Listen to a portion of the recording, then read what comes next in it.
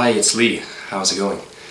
For this video, I wanted to shed a little bit of light on the debate and the question really of ancient aliens, the ancient astronaut theory, how valid it is and how confusing it can be for some people. So there's two, I suppose, overall points that I wanted to get out that consist of the following. One is that yes, there still is an overall source, an overall creator from which everything emits. This is very basic truth. If people cannot come to that logical conclusion, then there needs to be some more, thought process put into that. The other main point is ancient aliens. Is it a true theory? Is it a real, actual fact? I believe it is. So I'm seeing on YouTube and other places people are clashing with the two ideas when really there's no reason for there to be a contradiction or a conflict between the two ideas.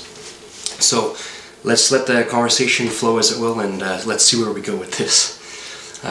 Yeah, I've been looking at a lot of videos and a lot of comments by people, and I've read some literature on it. And after looking at some pretty, let's say, hardcore evident facts, it does indeed look like we were put on this earth by a creator for the purpose of our consciousness growth, expansion. And we have been assisted along the way, and we were kick-started from the beginning, both of direct spirit within us and external forces that came to, act as, like a catalyst to advance us and enhance us. So looking biblically, perspective of the Bible, talks about angels and the sons of God, Nephilim and other names of beings that came down actually and interacted with the early human beings. Now, there is a very distinct connection between angel and what is called the alien, which is, I will always say, a terrible term. The alien, it's foreign. Well, if we were put here by those who were there first, then in a sense we're the alien more so than them. The Bible and other books, other ancient religions and texts call them the Watchers. So there is God, original source, the holder and the energy of all things that live and that not live. And then there is, all the creations that emit from an emanation.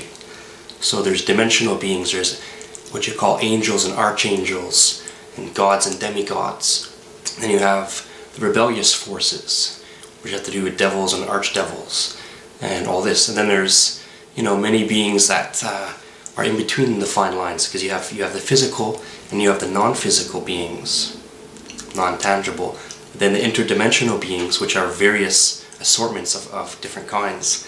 And interestingly enough, when there's an overlapping, sometimes there can be visual contact, audio contact, sometimes palpable physical contact, sometimes by a smell. So without trying to go off on too many tangents, I'll try and stick to the main points here, is that there is still a God, an ultimate master creator, the is, the source, the all of the universe. And then there are all the beings and creatures that come from that. So I don't know why people are fighting. People are looking at the ancient astronaut theory and going, oh, it's not true, because humans did it, humans are great. Well, I think people that like to think along this sort of lines, we are good with our accomplishments, but I don't think that we can take credit for being the source, of all the ideas, right? If you look at Platonic and even Aristotelian philosophy, and even in the Eastern philosophies, you come to see a common conclusion that is a truth, is that we are sharing the world of ideas from the Creator. So the things that we do, we co-create, or we download, to use a modern term, and then we manifest. So the beings that are higher than us, that are in between us and where the Almighty One Creator God would be, who are more advanced than us, their technological advancements are superior, their spiritual enhancements, their spiritual awareness is superior. and they're trying to help us get to back to the source, so we can start to become more one with the source.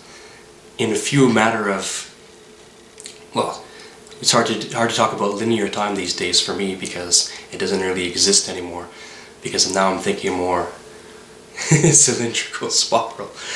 But we are, many of us, very soon to graduate this planet, and that's going to be a nice recognition. So that could be another topic. But let's look at the facts.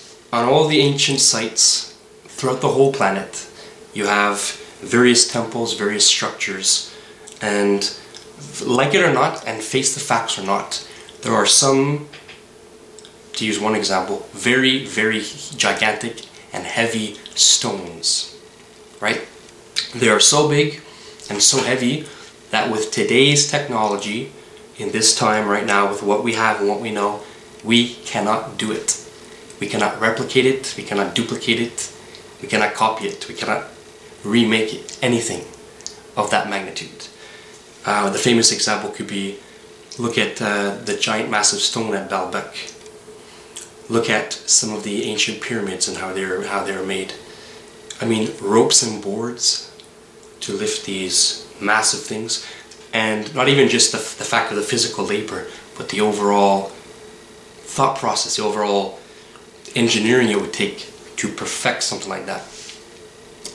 Very advanced. Now, I think we often fall into the mistake of assuming the ancestors, people, the souls that were in the human bodies before this linear time.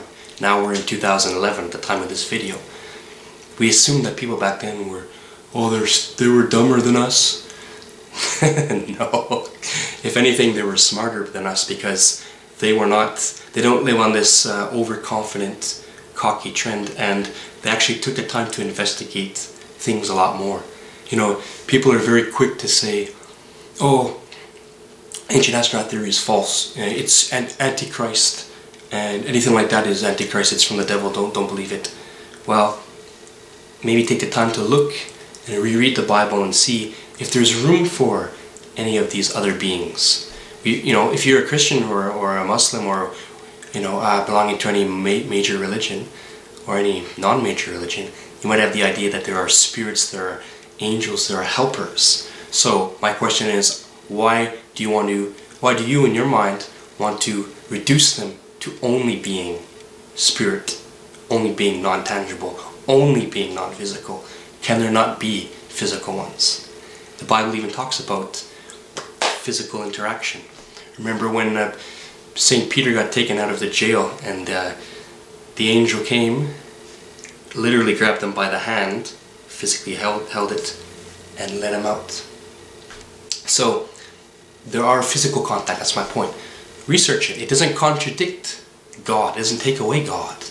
It enhances the in-between knowledge where we're lacking.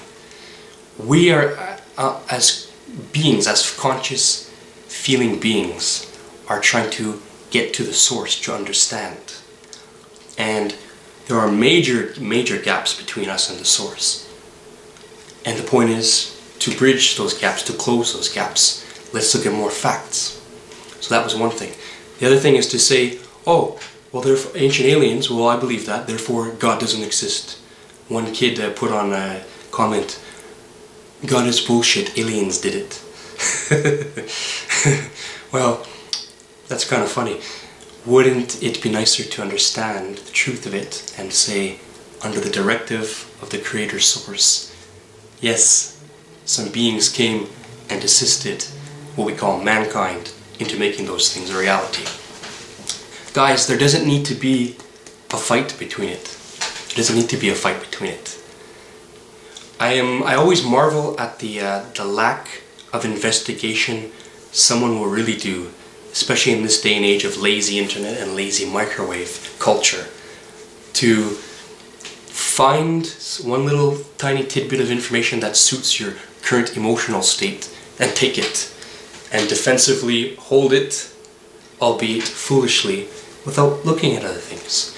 You should be looking at the things that you don't even like. You should be looking at the things that contradict your knowledge, to test, to see to see if you're really right. If you don't do those things, you're not gonna function very well. You're not gonna fully know. You're not gonna be cognizant.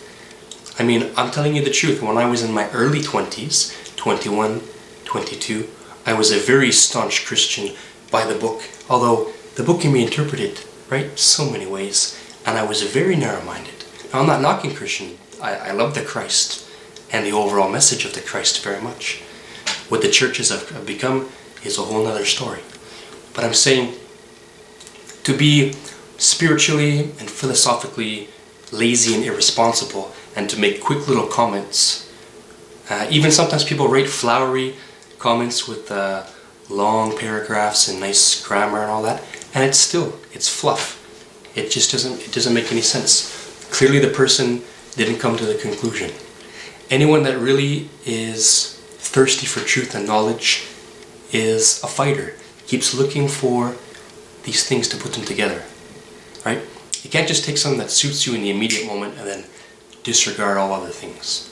Look, that's how we got divided on this planet. I'm a Muslim and you're not a Muslim, you're my enemy. And it used to be, I kill you, right? And some people still think like that. Or the Christians do it. Or whoever does it. Many forms of this false thought process. These things that are dividing us. Now we can say this though. All the religions have something good to say. All the philosophies have something good to say. There's something good in everything. You can even learn a little bit, and I'm not recommending it, you can even learn a tiny little bit from the dark side if it empowered you to make you more good, more powerful, as a holy person, as a strong person full of knowledge.